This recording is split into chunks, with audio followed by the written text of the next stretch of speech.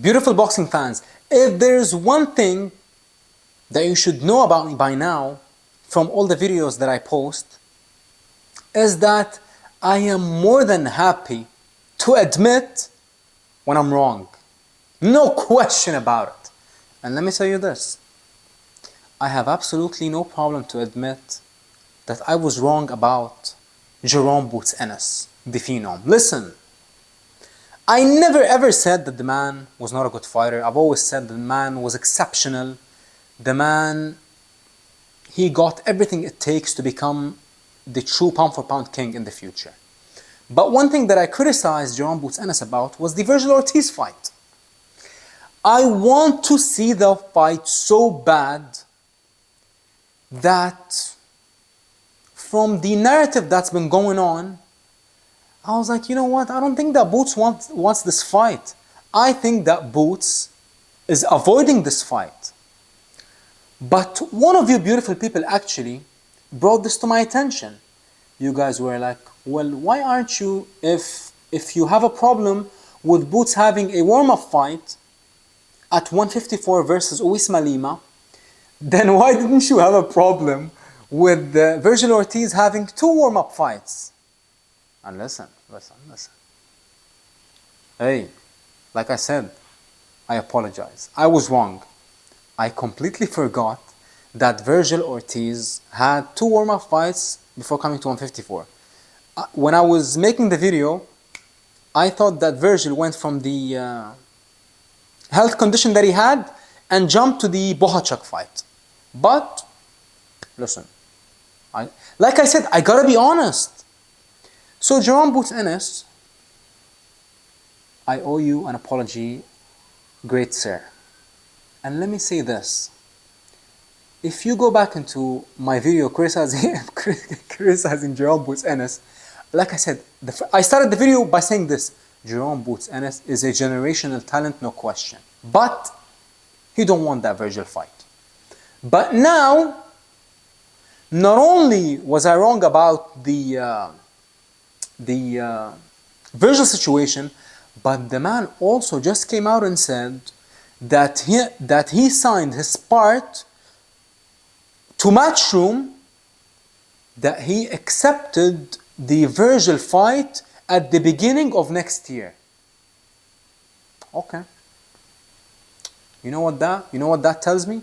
That tells me that the man, not only is he, like we all believe, one of the most talented fighters in the world, but the man wants all the smoke. No question. Now, one thing I gotta be honest, I didn't like the fact that when he said, when he talked about the Ramos situation, when he was like, we wanted Ramos, but they declined. He thought that we weren't gonna ask which Ramos it was, but then Jesus Ramos came out and said, hey, you didn't offer me the fight. I'm Jesus Ramos, the 154 pounder. You offered the fight to my uncle, the former 140 pounder. So that alone was, that is my only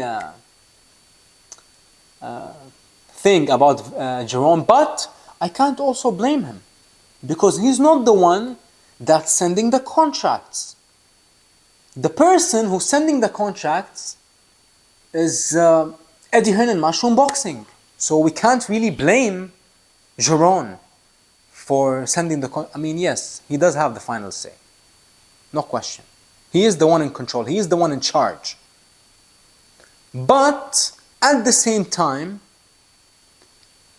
with this being his first fight at 154, let's give him the benefit of the doubt. Let's give him the benefit of the doubt. And let's just get past this Uwais Lima fight, the fight that no one asked for. I mean, and I see some people trying to say, oh, Uwais Lima is so dangerous. I mean, listen, the man is unbeaten at 154, but the man has fought absolutely nobody at 154. The only good name that he fought was Aaron McKenna at 160, and he lost that fight. So, yes, let's give Jaron Ennis the pass on this fight. Let's let him get over with this fight, and let's see who he fights next. Hopefully it's Virgil, or I don't even want to see like the Virgil fight isn't the only fight that I want to see. I just want to see Boots Ennis versus a young puncher to just know what we're looking at. Like, for example, if you tell me I'm not going to give you the Virgil fight, but I'm going to give you the Jesus Ramos fight, I swear, wallah, I would be like, forget the Virgil fight. Give me Jesus. If you would tell me, I'm not going to give you the Virgil fight, but I'm going to give you the Bakram fight, I would be like, oh my God, forget the Virgil fight, just give me the Bakram fight. If you would tell me, listen, I'm not going to give you the Virgil fight, but I will give you the Sebastian Fundora fight, I would be like, oh my God, forget Virgil Ortiz. So you see what I mean? I don't necessarily just want to see the Virgil fight, but I just want to see Jaron Ennis fight a fellow young, excellent puncher. Because we want to see, like for example, the Stanionis fight. I mean, Stanionis was outmatched. And even the Karen fight, even though Karen gave Boots trouble, but still, like I just want to see Jaron Boots Ennis test himself versus someone who's so dangerous, you know. And that is how greats are made. That is how you become a legend. That is how you give us what we want. I mean, listen. And this is what's crazy.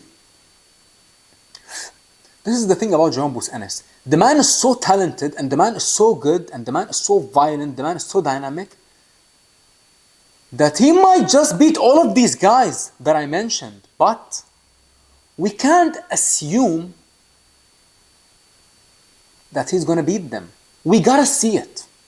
Like, we gotta see, like, just imagine this. Imagine Jaron Boots Ennis versus Bakram Murtaza. Both of them. They come together in the center of the ring, they touch gloves, and the bell rings, they both surge into the center of the ring.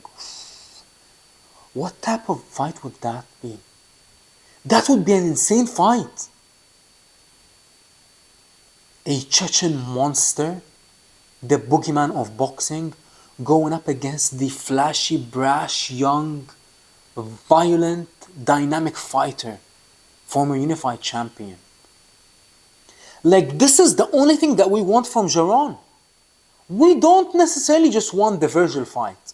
I mean, Virgil's never been a champion, and even though Virgil is one of my favorite fighters, but you know, you gotta favor Jaron in that fight. Like, I'm not even saying that, oh, Virgil would destroy him. I actually favor Jaron in that fight. Even though I will be rooting for Virgil in that fight, but I favor Jaron to win the fight because Jaron is more complete, he's more dynamic. He has more in the toolbox, at least from what he's shown us so far. I mean, him and Virgil are both 27, and one is unified, former unified, and one never won a belt yet. And Jaron, I believe, started his career at 147. Virgil started at like 140. So Jaron will have many advantages on his side, and many attributes that will give Virgil trouble, no question. But listen, who's to say that Virgil's pressure and constant onslaught to the body won't give Jaron trouble? But we have so much high hopes and such a high ceiling when you talk about the expectation for Jaron Boots Ennis, that we think that the man is nearly unbeatable. And that is why we want to see the man versus these punches. And this is what, and the craziest part and the most unfortunate part about this entire situation is this. The 154-pound division is the most stacked division with young punchers in the sport. And we still haven't seen Jaron fight any of them. I mean, granted, it's going to be his first fight. Okay? So, all I'm saying is this. I have never doubted the skill of Jaron. I will never doubt, even if he loses his next fight. Let's say he fights, let's say the Virgil fight doesn't happen. Let's say he fights Bakram and he loses, I would still say that Jaron Boots Ennis is without a doubt still one of the most talented and most dynamic fighters in the sport, no question. Even if he loses his next 2 fights. But we just want to see the fights. We don't care what happens. At least for me, if you watch my videos. I don't care who wins or loses. We just want to see good fights. And Jaron Boots Ennis is one of the ones in the 154-pound division. So let's get past this Uwais Lima fight and bring on all the big fights for Jaron Boots Ennis, because the man is born to be in those type of fights.